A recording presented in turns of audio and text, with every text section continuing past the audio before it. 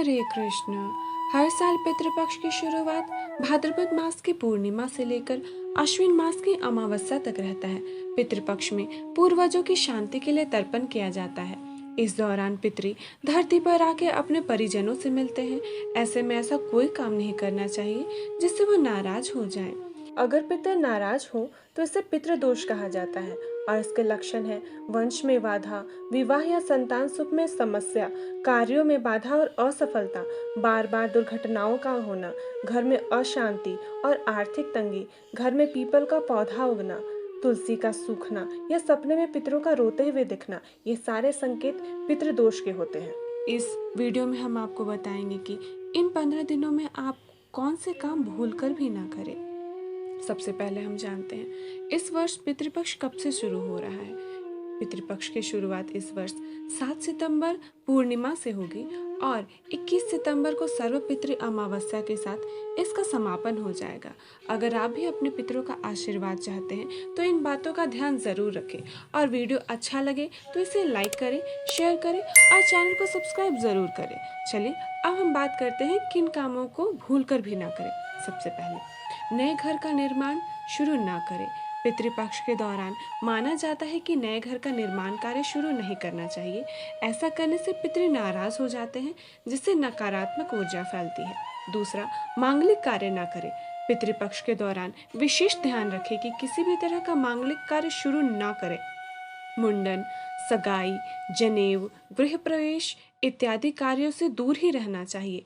नए वाहन, आभूषण भी नहीं खरीदना चाहिए क्योंकि इन सब से पितृ दुखी होते हैं। तीसरा, मांस मदिरा से दूर रहना चाहिए। शास्त्रों की माने तो पितृपक्ष के दौरान शुद्ध शाकाहारी भोजन ही करना चाहिए।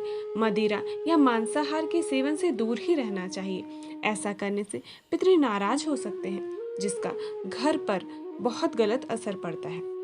चौथा, इन खानों को भूलकर भी हाथ नहीं लगाना चाहिए। पितृपक्ष के दौरान इन खानों को हाथ ना लगाएं, जैसे चना, काला नमक, खीरा, सरसों का साग, कद्दू इत्यादि। पांचवा, रात में श्राद्ध न करें। पितृपक्ष में पितरों का तर्पण व श्राद्ध कार्य हमेशा सूर्य की रोशनी में करना चाहिए। इस बात का ध्यान रखें कि अंधेरे में श्राद्ध न करें, यह अशुभ माना जाता है। अब चलिए हम जानते हैं श्राद्ध के दौरान क्या करें। पहला, पितरों को जल अर्पण करें यानी कि तर्पण करें।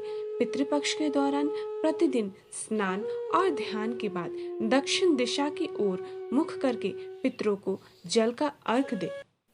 यह तर्पण विधि आपके पूर्वजों को सम्मान और आशीर्वाद प्रदान करने के लिए की जाती है। तर्पण करते समय गायत्री मंत्र या पितृ मंत्र का उच्चारण करें जो पितरों को तृप्त करने का उपाय है।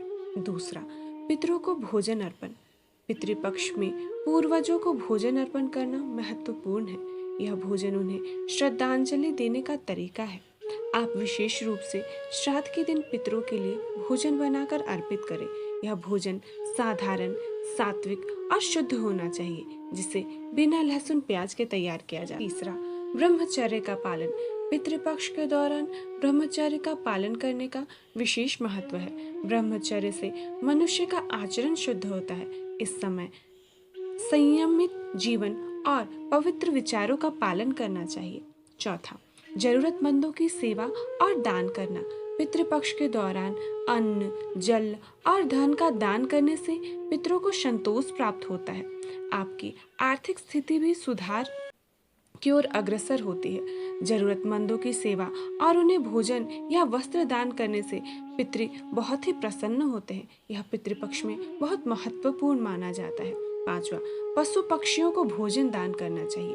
पितृपक्ष के समय रोजाना पशु पक्षियों को चारा या भोजन देना अत्यंत पुण्यकारी माना जाता है। अपने घर की छत पर पक्षियों को दाना दे, इससे पितरों की आत्मा को तृप्ति मिलती है। अगर आपको ये वीडियो पसंद आई हो तो इस वीडियो को लाइक करें, शेयर करें और चैनल को सब्सक्राइब करें। धन्यवाद।